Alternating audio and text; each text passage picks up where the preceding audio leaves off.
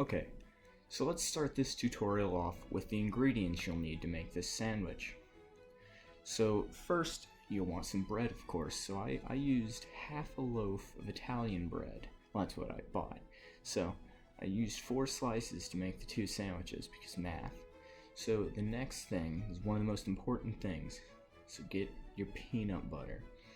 So you're going to want to use creamy peanut butter. It is imperative that you do not use crunchy peanut butter. It will ruin your sandwich, and just don't even try it. So the next thing you'll need, of course, your jelly. I'd suggest a grape jelly, not a grape jam. I prefer to not taste the dirt and the plant that it grew on as well. So I will be going with jelly in this tutorial. Next thing, you'll need your Dunlop Tortex Sharp 1.14 millimeter guitar pick, favorite of Nirvana bassist Chris Novoselic. Then of course you'll need your 800 grit wet or dry sandpaper, and then another really important thing.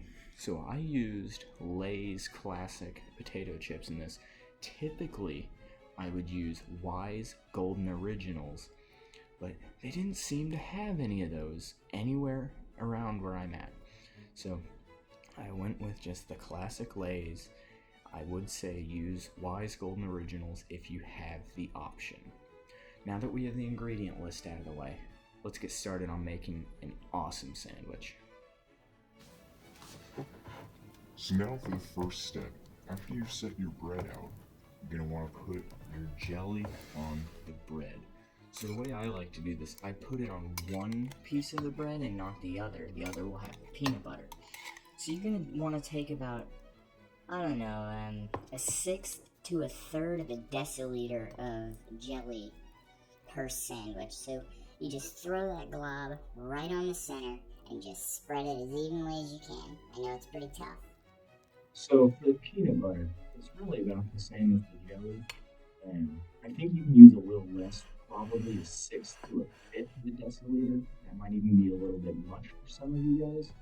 You might want to do an eighth or a seventh of a deciliter. Yeah, just try it out, see what you like. I personally like a little bit less peanut butter on the sandwich, but enough to hold the chips on it. Yes, now it's time for the chips. Just put a couple chips on each slice of bread, and just however much you like.